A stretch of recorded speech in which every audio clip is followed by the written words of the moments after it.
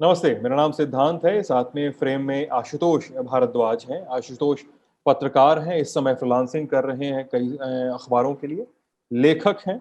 और आशुतोष मेरे पुराने परिचित भी हैं, जो कई बार बातचीत में ये कहते हैं कि मैं अंग्रेजी का पत्रकार हूँ और हिंदी का लेखक हूँ। और इस बात को बार बार वो कई क्या बात थी वो आप बार बार कहते हैं आशुतोष? अब मुझे याद नहीं आ रहा है, लेकिन शायद ऐसा है कि मैं हर जगह एक आउटसाइडर की तरह हाँ, मैं देखा हर जाता जगह हूँ। बाहर का ही देखा जाता हूँ। मतलब पत्रकारिता के लोग समझते हैं कि मूल साहित्य क्या है, यहाँ साहित्य का व्यक्ति है, यहाँ पता नहीं क्यों आ गया है। हाँ, ना कर रहा है, अच्छा काम कर रहा है। हाँ, साहित्य वाले सोचते हैं भाई मूलतः तो आप पत्रकार हैं।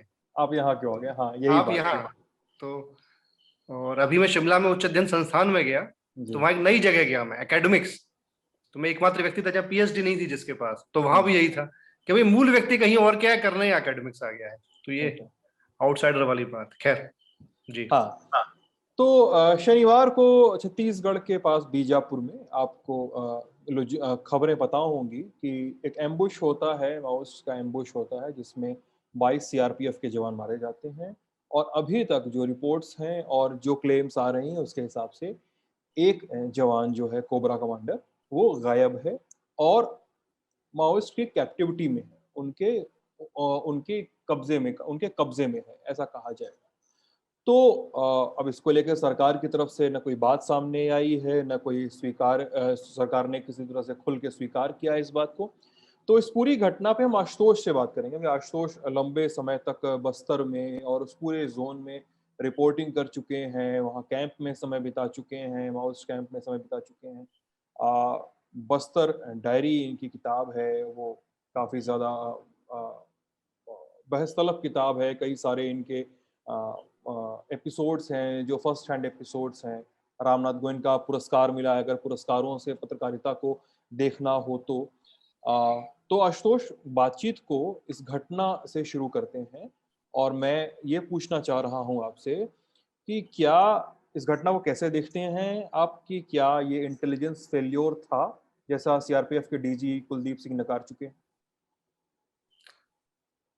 देखिए, मध्य भारत के जंगलों में भारत सरकार और माओवादियों के बीच युद्ध छिड़ा हुआ है। जिसको जब मौका मिलता है वह दूसरे पर हमला बोल देता है। दोनों ही तरफ लाशें बिछ जाती हैं।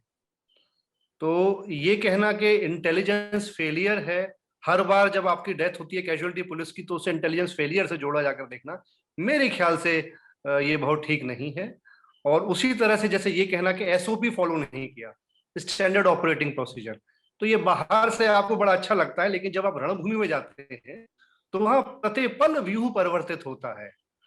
आपको नहीं आप जो आपके एसओपीज है वो ठीक है, वो कागज पर बहुत उपयुक्त है वो, लेकिन वहां जाकर जो परिस्थितियां घटनाक्रम बनते हैं, जब गोलियां सामने से आती हैं तो आपको क्या कर उसी समय निर्णय लेना होता है। तो पहले तो मैं इस बात को मैं कभी मैंने वो तवज्जो नहीं दी है कि एसओपी फॉलो नहीं हुआ या इंटेलिजेंस फेलियर था। छोटी मोटी जगह हो सकती हैं, लेकिन ये मानवीय, ये युद्ध है, ये युद्ध में दोनों तरफ से चीजें होती हैं। दूसरा, किस तरह लेना चाहिए, जो मैंने जो अभी पहले उत्तर दिया, वही युद्ध छिड़ा हुआ है। दोनों ही सेनाएं, भारतीय सेना भी और माओवादी सेना भी, हमेशा इस फिराक में है, हमेशा इस ताक में है। जब मौका मिलेगा दूसरे पे अम्बुश हो जाएगा। हम्म। तो एकदम ये फैक्चुअल उत्तर है मेरा ये यहाँ। तो मतलब इसको आप किसी तरह इंटेलिजेंस फेल्योर पे नहीं देख रहे हैं, मतलब ये एक टेक्टिकल वॉर है? मैं अपने व्यक्तिगत तौर पर, क्योंकि मैं वहां काफी समय रहा हूँ, इन लड़ाइयों को बहुत करीब से देखा है, हर जगह ये इंटेलिजेंस फेलियर और एसएफपी फॉलो नहीं किया, ये दो झंडे लेकर दिल्ली में लोग बोलने लग जाते हैं। वो उस परिस्थिति से अनजान है एकदम। चूकें हुई हो, निश्चित रूप से चूक होती हैं, तभी हमले संभव हो पाते हैं, लेकिन उसे फेलियर जैसे शब्द से जोड़ देना, वो मेरे ख्याल से उस जवान के साथ, उस सीआरपीएफ छत्तीसगढ़ पुलिस के सिपाही के साथ थोड़ा अन्याय है, जो वहां बहुत कठिन परिस्थिति में लड़ रहा है। जब बंदूक आपके सामने है, आपके ऊपर हमला हो रहा है, तो कई सारी चीजें आपको तुरंत इन्वेंट करनी होती हैं, पुनर्निर्मित करनी होती हैं। हम्म। ठीक है। यहाँ पर इस घटना के आसपास सवाल उठ रहा है कि माओइस्ट कैप्टिविटी में एक जवान है, ये रिपोर्ट्स आ रही हैं और सरकार की तरफ से इसकी कोई पुष्टि नहीं की जा रही है, और ना कोई इस बारे में कोई बयान ही दिया जा रहा है। बार बार अनकन्फर्म रिपोर्ट्स आई हैं। कई लोकल पत्रकारों से मेरी बात हुई जो वहाँ पे मौजूद हैं इस समय जगदलपुर बीजापुर में, तो वो बता रहे हैं कि उनके पास हिडमा की ओर से जिस नक्सली कमांडर पीजीएलए के बटालियन फर्स्ट का जो कमांडर है हिडमा, उसकी ओर से कई सारे फ़ोन आए हैं और ये पुष्टि की गई है कि हमारे पास मौजूद है जो कोबरा कमांडर है। क्या सरकार बाकी ट्रूप्स को हतोत्साहित होने से बचाने के लिए इस बात पर बहुत जोर नहीं दे रही है कि कोई कैप्टिविटी में नहीं है? पहले तो थोड़ा सुधार करूंगा मैं, आप अगर मुझे अनुमति दें तो संशोधन। ज़रूर। वो हिड़मा से नहीं, विकल्प से फोन आ रहा है। वो जिन पत्रकारों का हाँ, आपने जिक्र किया है वो हाँ। विकल्प का आया है। विकल्प एक छद्म नाम है और वो माओवादियों की कमेटी का प्रवक्ता है। तो हुँ, उससे आते रहते हैं हम लोगों के पास मैसेज या व्हाट्सएप इत्यादि इत्यादि आते हैं। एक बात, अब सरकार क्यों नहीं स्वीकार रही है? देखिए, सरकार बहुत लंबे समय तक डिनाइल मोड में रहती है। आप याद करें, पहली ही शाम को हम लोगों को मालूम पड़ चुका था कि कैजुअलिटी बहुत ऊपर जाने वाली है, लेकिन एक दो तीन चार, तो लगभग 24 घंटे तक सरकारी वर्जन यही था। हुँ, तो सरकार देर तक उसे अस्वीकार की नकारने की मुद्रा में बनी रहती है। ये कोई नई बात नहीं है, और मेरे ख्याल से शायद इसलिए होता है कि सरकार जब तक कोई पुख्ता स्टैंड न ले लेती तब तक वो एक स्टेटमेंट उसको जारी करने से बचते रहे हैं। लेकिन इस जगह जबकि हमारा एक सिपाही उनके कब्जे में है और वहां से स्टेटमेंट आ चुका है कि हम वार्ता के लिए तैयार हैं, आप वार्ताकार का नाम घोषित करें, हम उसको सौंप देंगे।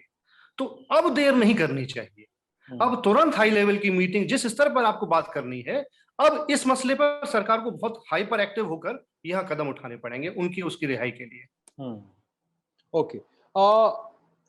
नक्सल मूवमेंट जो है उसमें आर्म फोर्सेस का जितना रोल रहा है आशुतोष, एक लंबा रोल रहा है उन गैर सरकारी संगठनों का। गैर सरकारी को भी कई लोग कोट एंड कोट करके बोलते हैं, जिसमें छत्तीसगढ़ में इस रीजन में सामने आया सलवा जुडूम है।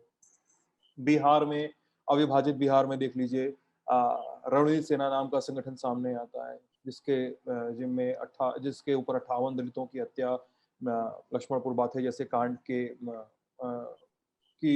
लक्ष्मणपुर बाथे कांड का की कुख्याति लगती है उनके नाम पर। तो इस तरह के संगठनों के सामने आने के बाद इसमें लोकल लोगों को, ग्रामीणों को शामिल किया गया कि ताकि नक्सल मूवमेंट को थोड़ा सा दबाया जा सके। कितनी सफलता मिली सरकारों को? कितनी सफलता मिली सोशल स्तर पे इस नक्सल मूवमेंट के डिमिनिश करने पर कितनी सफलता मिली? देखिए, पहले तो मैं ये कहूंगा कि सलवा जुडूम को गैर सरकारी नहीं कहना चाहिए। हुँ, वो पूरी तरह से राज्य में भाजपा की सरकार द्वारा वित्त पोषित था और केंद्र में कांग्रेस की सरकार का समर्थन प्राप्त था, समर्थन प्राप्त यूपीए था, की। ओके। नंबर एक, दो बात बताई। नंबर तीन, उसको कांग्रेस के महेंद्र कर्मा उसका नेतृत्व कर रहे थे।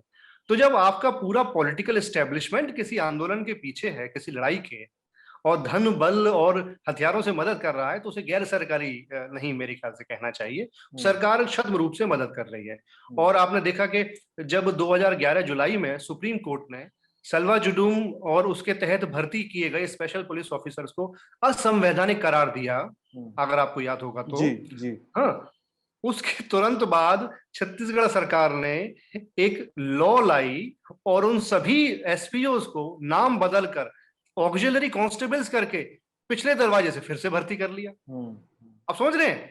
सुप्रीम कोर्ट कहती है कि आपका सलवा जुडूम और सलवा जुडूम के तहत भर्ती हुए एसपीएस इलीगल हैं, अनकॉन्स्टिट्यूशनल हैं। आप आम जनता को इस तरह हथियार नहीं दे सकते हो। छत्तीसगढ़ क्या करती है, उनको सबको फिर से भर्ती कर लेती है अलग नाम हुँ, देकर। तो ये तो पूरी तरह सरकार यहाँ मिली हुई है, सरकार का ही खेल है। दूसरा प्रश्न जो आपका है कि इसका प्रभाव क्या हुआ, मैं आपको सिर्फ कुछ आंकड़े दे सकता हूँ। जी। 2005 में जब सलवा जुडूम की आरंभ शुरुआत होती है, हुँ, तब तक बस्तर लगभग शांत है। हुँ, बस्तर माओवादियों की कैपिटल राजधानी बन चुका है, निसंदेह वो उनकी लेबोरेटरी बन चुका है, लेकिन हथियार और हमले और हिंसा इतनी नहीं है। माओवादियों के पास बहुत ही गिने चुने और बहुत ही मामूली किस्म के हथियार हैं। ऑटोमेटिक राइफल तो आई भी नहीं है। क्यों नहीं आई है? क्योंकि तब तक पैरामिलिट्री फोर्सेस इतनी बड़ी मात्रा में, प्रचुर मात्रा में बस्तर में नहीं उतरी हैं। तब तक बहुत थोड़ी सी पैरामिलिट्री फोर्सेस आई हैं।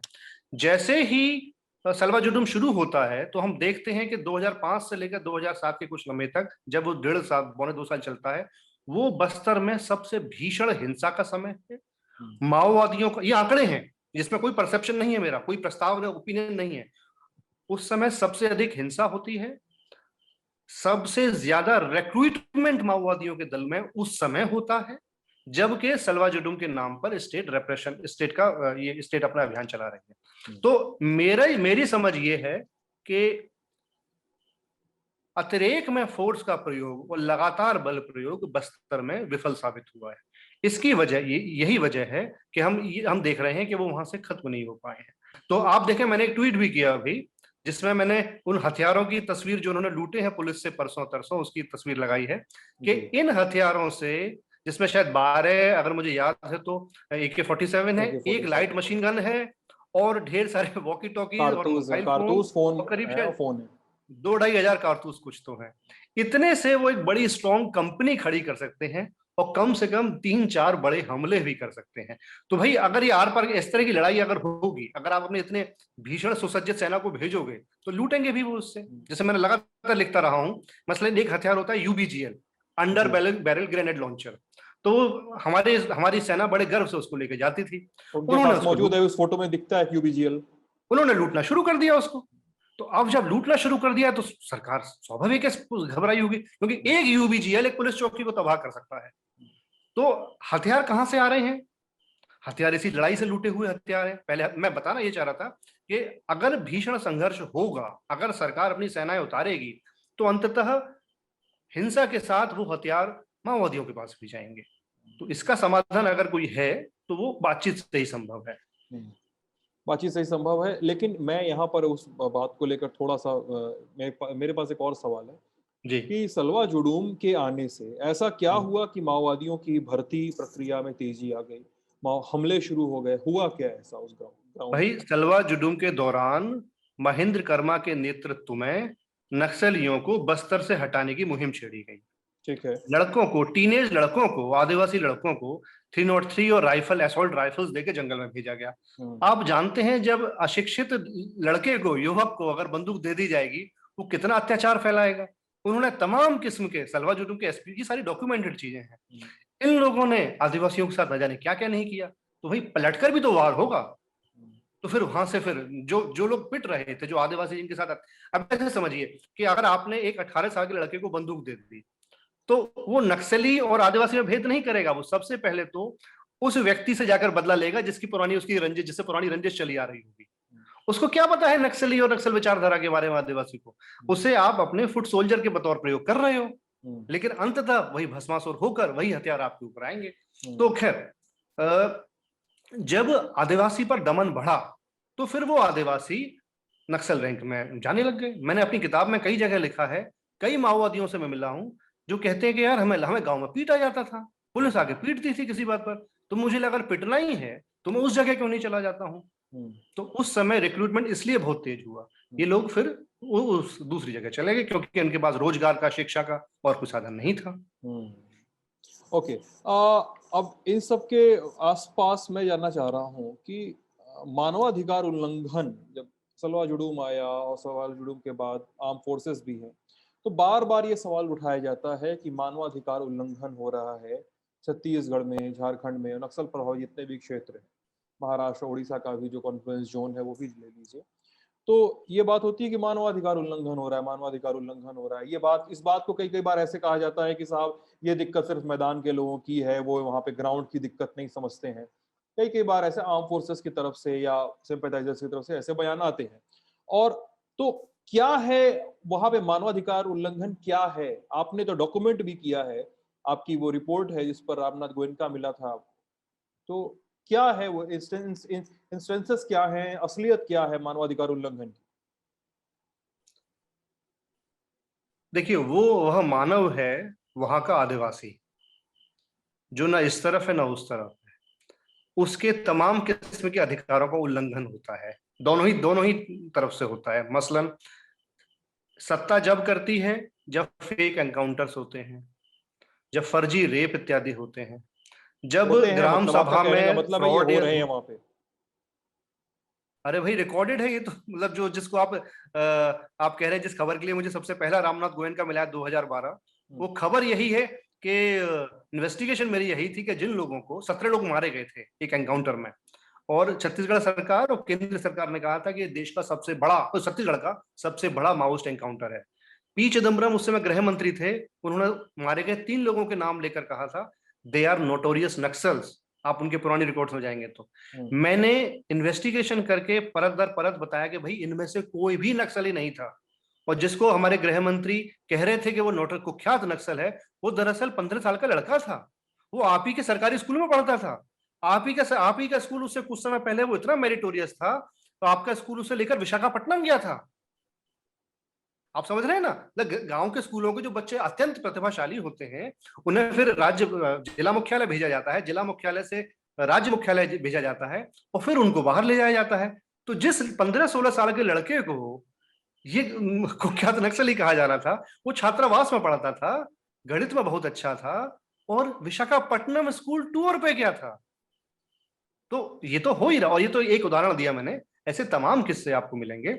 तो ये तो हो ही रहा है, और उनकी जमीन छीनी जा रही है आदिवासियों की, फर्जी ग्राम सभा कराकर, ये भी डॉक्यूमेंटेड चीज है।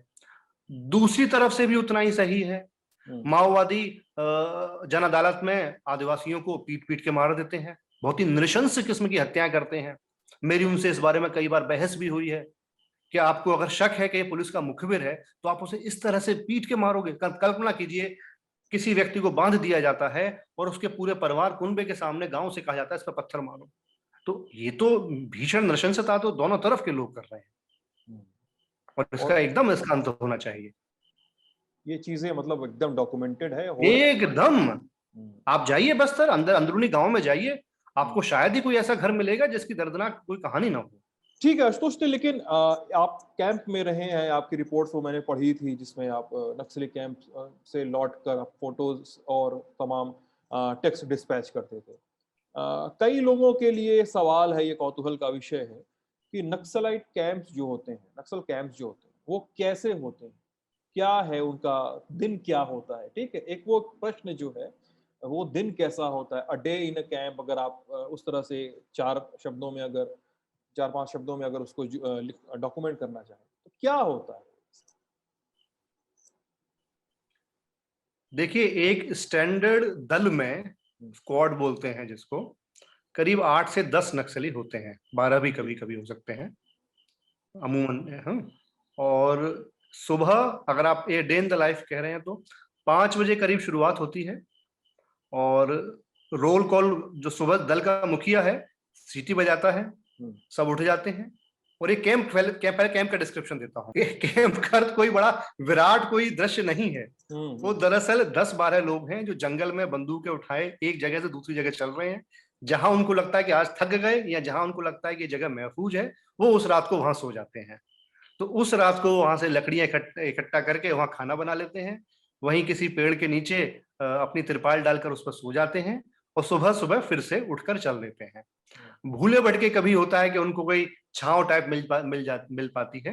वो जैसे कि मान लीजिए कोई बहुत पुराना उजड़ा हुआ गाय का रखने, जैसे गौठान कहते हैं ना, तो कभी रहती होंगी वहां जानवर है, तो उस तरह से छप्पर के नीचे लेट गए, नहीं तो खुले आकाश में सोते हैं। मैं 23 दिन उनके साथ रहा हूं, जो मेरा सबसे इतना लंबा वक्फा मैंने जो साथ बताया है। तो मैं एक जगह से दूसरी जगह चलता रहता था उनके साथ, जहां उनको लगता था यहीं शाम हो गई, वहां हम सो जाया करते थे। तो ऐसा ये उनका कैंप होता है। तो कैंप कोई बड़ा भारी स्ट्रक्चर नहीं है, लेकिन जब बारिश वगैरह आ रही होती है तो तंबू वगैरह गाड़ने की व्यवस्था की जाती है। खैर, ये कैंप का विवरण हुआ। 7-8 लोग होते हैं जो बताया मैंने। एक दल का मुखिया है, वो सुबह उठेगा, सीटी बजाएगा, सब एकदम अलर्ट हो जाएंगे, रेडी हो जाएंगे। तो आधे पौन घंटे में फिर मुखिया सबको काम सौंपेगा। मसलन किसी को काम देगा कि आज तुमको गांव में जाना है, गांव में गांव वालों की मीटिंग लेनी है, उनको ये सिखाना है या टेक्स्ट बुक पढ़ानी है। किसी को काम देगा कि तुमको उदाहरण के तौर पर किसी व्यापारी के पास जाना है, वहां से लेवी लेकर आनी है, जो हफ्ता वसूली करनी है। किसी को काम देगा कि आपको बाजार जाकर या गाँव वालों से कहकर वो सामान लेकर आना है।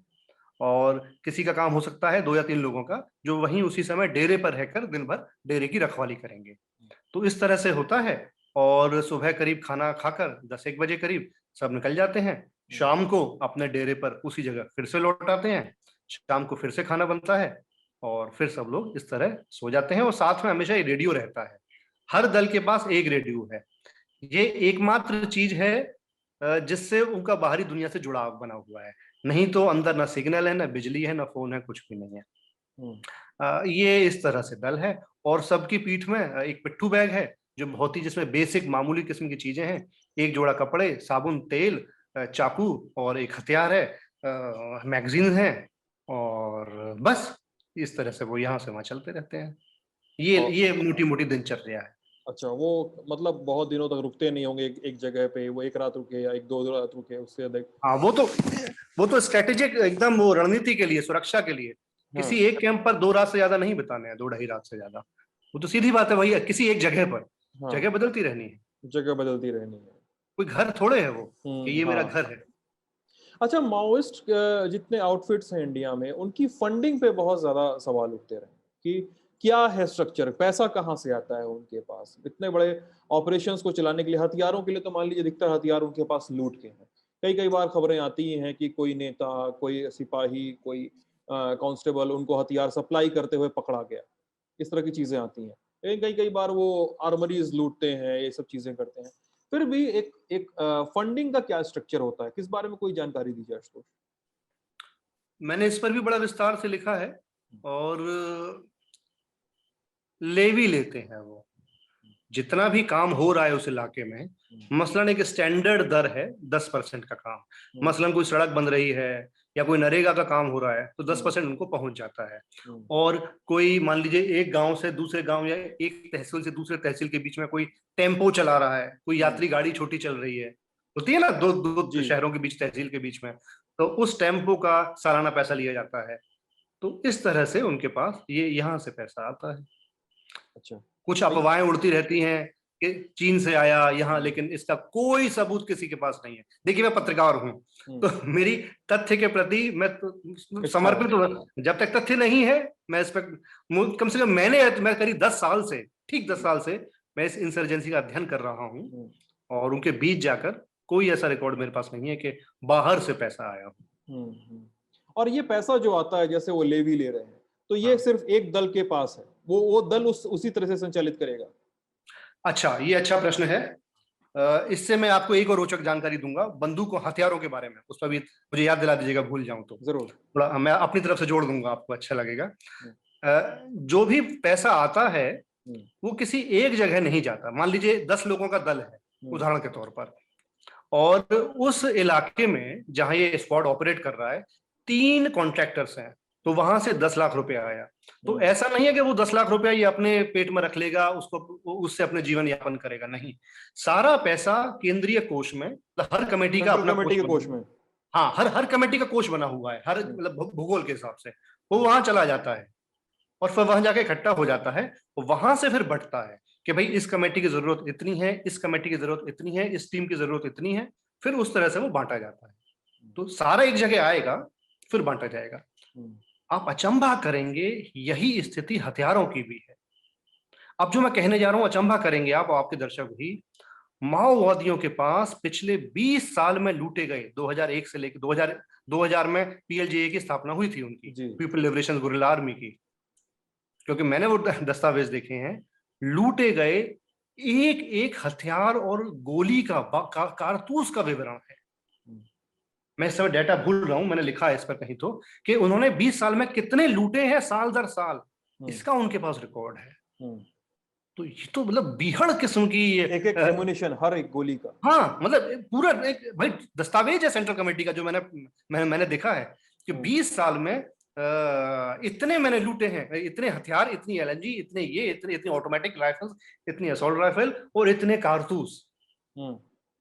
और कारतूसों को लेकर काफी मिथ यही, और काफी ज्यादा वैसे हैं वो कि जैसे गोली एक है तो उसका वो निशाने पर ही लगनी चाहिए। वो मतलब मेरी कुछ लोगों से बात हो रही थी, बता रहे थे कि गोलियों को लेकर, उसके एक्सपेंडिचर को लेकर काफी ज्यादा वो सावधानी से चलते हैं ताकि गोलियां बर्बाद न हो, क्योंकि उनके पास सोर्स तो है नहीं, इनकी एम्यूनिशन का इनफ्लो होता रहे लगातार। ये बात तो एकदम सही है। और गोलियों को लेकर तो वो अत्यंत सतर्क होते हैं। और मैं आपको ऐसे ऐसे गुरिल्ला लोगों से मिला सकता हूं जो 10 एक साल से लड़ाई लड़ रहे हैं, जिनसे मेरा व्यक्तिगत इंटरव्यू है। उन्होंने पूरे जीवन भर में, मैंने 4 गोली उस वाली मुठभेड़ में चलाई थी, 6 मैंने वहां चलाई थी, 3 मैंने वहां चलाई थी। तो इस तरह का हिसाब आपको बताएंगे। मैं आपको मतलब मैं एम्फिसाइज मतलब उनको करना चाहता याद हूँ, रहता है किस मुठभेड़ में उन्होंने कितनी गोलियां चलाई हैं। मैं एम्फिसाइज फिर से करना चाहता हूं कि आप इस बात को समझें।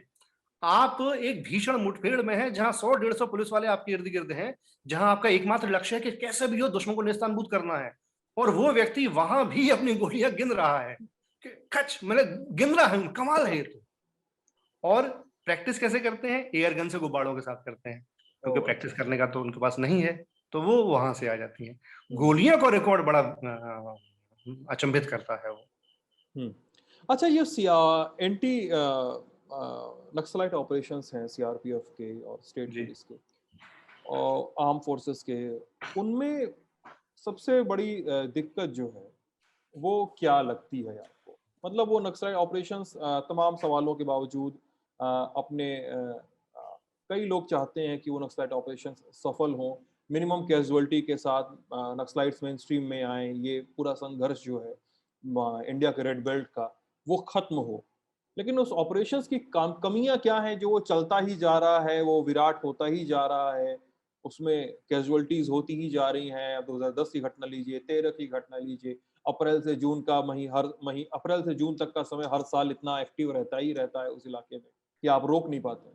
देखिए, उसको ऐसे समझें कि जो मैंने पहले भी कहा था कि युद्ध है और दोनों ही तरफ सेनाएं हैं।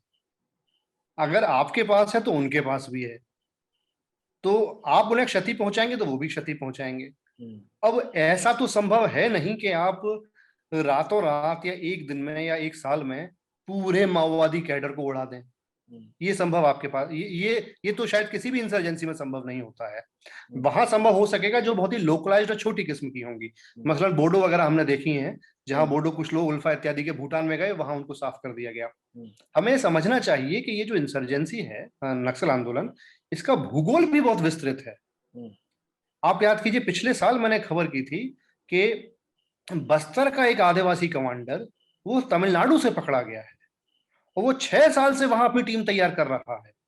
और उस व्यक्ति ने, हम सोचते हैं कि आदिवासी को कुछ आता नहीं होगा, वो कई सारी भाषाएं जानता वो अब तो हिरासत में है खैर वो, और कई सालों से वहां है वो। तो ये इसका भूगोल बहुत बड़ा है, इनके पास सेनानी भी बहुत अधिक हैं। ये सही है, पिछले कुछ समय से डिक्लाइन पर है, उतार पर है, ये सही बात है, लेकिन आज भी हथियार पर्याप्त हैं और संख्या बल भी पर्याप्त है। अच्छा, लंबे समय से मैं हम माओइस्ट सिंपैथाइजर्स की बात होती है। जी। अब तो मतलब हमारे पास एक टर्म है और उस टर्म पर किताबें और लेख लिखे जाते हैं। अर्बन नक्सल एक टर्म, अगर आप उससे वाकिफ होंगे। जी। और कई मौकों पर पत्रकारों को, विचारकों को, साहित्यकारों को अर्बन नक्सल कह के कैटेगराइज किया जाता है। माओइस्ट सिंपैथाइजर्स और अर्बन नक्सल का जो डिफरेंस है मैं उस पर बात नहीं कर रहा हूँ। मैं माओइस्ट सिंपैथाइजर्स एक्चुअल जो है उन पर बातचीत कर रहा हूँ। माओ सिंपैथाइजर्स होते हैं, इससे ना हम नकार सकते हैं ना आप नकार सकते हैं। और सिंपैथी का क्या एक्सटेंट है वो अलग घटना है। उनके होने से, उनके माओ सिंपैथाइजर्स के होने से दृश्य में कितना परिवर्तन होता है, वो दृश्य कैसा बदलता है? देखिए, कोई भी गुरिल्ला आंदोलन, गुरिल्ला का अर्थ है अंडरग्राउंड छापामार लड़ाई, कोई भी छापामार लड़ाई एक अर्बन सपोर्ट के बगैर, शहरी सपोर्ट के बगैर नहीं चल सकती। अगर 1,000 या 10,000 लोग छापामार लड़ाई लड़ते हैं जंगल में, तो कई सारे लोग शहरों में रहकर उस लड़ाई की वैधता भी तैयार करते हैं। तो माओइस्ट सिंपैथाइजर जो आप कह रहे हैं, वो इस लड़ाई की वैधता, इसकी जरूरत, इसकी वैधानिकता और इसकी आवश्यकता को एक तरह से जनता के सामने ले जाते हैं और प्रमाणित करते हैं। आप देखेंगे जब 60 के दशक के अंतिम वर्षों में जब ये बंगाल से फूट रहा था, तो बंगाल का एक बहुत बड़ा प्रबुद्ध वर्ग इसके समर्थन में था। आप याद कीजिए कि सत्यजीत रे और मृणाल सेन ने इस पर फिल्में बनाई थी।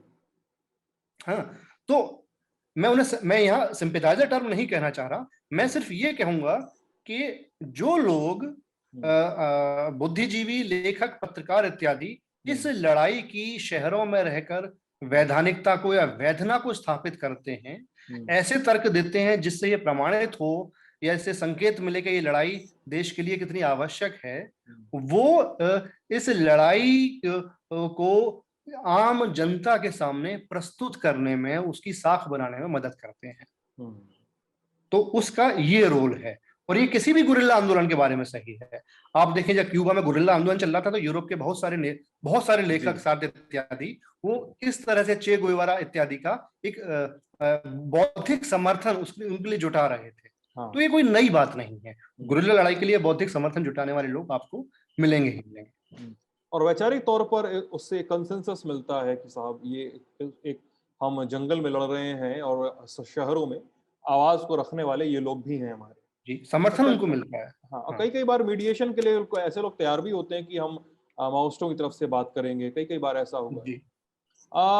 आशुतोष, नक्सलाइट्स कई सारे बीते समय में कई सारे नक्सलवादियों ने आत्मसमर्पण किया। आत्मसमर्पण की जो प्रक्रिया है हम उस पर न जाते हुए, क्योंकि वो बहुत सारे प्रेशर के बाद, कई बार कहा जाता है बहुत सारे रास्ते न बचने के बाद कई बार माओइस्ट आते हैं, लेकिन आत्मसमर्पण के बाद पुनर्वास की बातें आती हैं। उनके पास तमाम वादे, उनके पास तमाम सपने होते हैं। कई माओइस्टों की मैं कहानी पढ़ता हूँ कि वो किसी कस्बे में जाते हैं किसी काम के लिए, तो वहां से आत्मसमर्पण का रास्ता बुन लेते हैं क्योंकि उनको वो इलाका थोड़ा सा विकसित दिखता है। कई बार कुछ पत्रकारों ने लिखा है।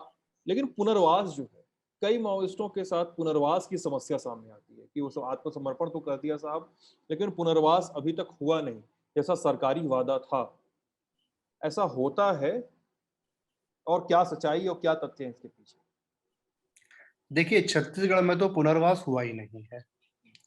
पुनर्वास नीति केंद्र और राज्य की कहती है कि जो व्यक्ति हथियार छोड़कर आ रहा है उस व्यक्ति को आप निर्दिष्ट राशि देंगे, 10 लाख, 20 लाख, 25 लाख इत्यादि, जिस रैंक का है उसके अनुसार, प्लस उसे कई सारे काम सिखाएंगे, रोजगार दिलाएंगे, मसलन बागवानी, हथकरघा, टेलीफोन ऑपरेटर, बिजली मैकेनिक इत्यादि इत्यादि। छत्तीसगढ़ में शायद, मुझे आज के आंकड़े नहीं मालूम है, लेकिन पिछली मेरी खबरें देखेंगे तो कुछ 90% लोगों को, शायद उससे ज्यादा को, राशि नहीं मिली है। बहुत थोड़ी सी 5-1 हजार प्रोत्साहन बतौर मिल दे दी जाती है जब वो लौट कर आते हैं उसी समय, बाकी राशि का वायदा नहीं है। और सबसे भीषण बात कि उनको रोजगार नहीं दिया जाता है, उनको वापस पुलिस फोर्स में भर्ती कर दिया जाता है और उनको फ्रंट लाइन सोल्जर बनाकर जंगल में भेज दिया जाता है। आपको अचंबा होगा कि पिछले दिनों नारायणपुर में जो 5 लोग, जो जिस बस पे विस्फोट हुआ था, वो पांचों के पांचों सरेंडर्ड नक्सली थे। अगर आप पिछले दिनों के आंकड़े उठाएंगे 2-2.5 साल के, तो छत्तीसगढ़ पुलिस सरकार अपने जिस फोर्स के बल पर इतना उछलती है कि डीआरजी है हमारा, डिस्ट्रिक्ट रिजर्व गार्ड, जो कि बहुत ही फेरोशियस योद्धा है इत्यादि इत्यादि, बहुत ही क्रूर और वीर योद्धा है, वो दरअसल सारे आत्मसमर्पित नक्सल हैं। और इस वजह आत्मसमर्पित हैं, इसलिए वो जो मौजूदा नक्सल हैं उनके टारगेट पे भी ज्यादा रहते होंगे। वो उनके टारगेट पे ज्यादा रहते हैं। वो अगर कहीं खुले में घूमे तो मारे जाएंगे और उनको सबसे आगे लड़ाई में भेज दिया जाता है। मैं फिर यहाँ कहना चाहूंगा, सोचिए कितनी क्रूर, कितनी अमानवीय और असंवेदनशील प्रक्रिया है। कोई व्यक्ति अपनी पत्नी के साथ, प्रेमिका के साथ समर्पण करता है इस आस में कि नई जिंदगी की शुरुआत करेगा, और आप उसे हथियार देकर फिर से वापस लड़ाई पे भेज देते हो।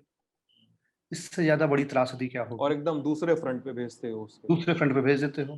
कल तक वो जिन लोगों के साथ था, आज आपने उसको उन्हीं लोगों के खिलाफ खड़ा कर दिया है। संभवतः मुझे लगता है आशुतोष, मतलब मैं किसी कंक्लूजन पे नहीं पहुंच रहा हूं, लेकिन संभवतः मुझे लगता है ऐसे आत्मसमर्पित नक्सली जब फोर्स में आते हैं तो फोर्स में संभवतः, जैसा कुछ लोग बता रहे थे मुझे, कि उन्हें डिस्क्रिमिनेशन का सामना जरूर करना पड़ता है।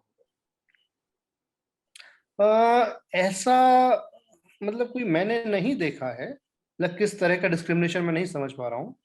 और इतना जरूर है कि उनको पैसा नहीं दिया जाता, उनको वो सुविधाएं नहीं है। देखिए, आत्मसमर्पित जो नक्सली आएगा वो आरक्षक या सिपाही इत्यादि भर्ती होगा, हवलदार इत्यादि बन जाएगा, ऊंची रैंक पर तो जा नहीं पाएगा। और आप ये भी जानते हैं कि पुलिस उस पर पूरी तरह से भरोसा भी नहीं जता पाएगी।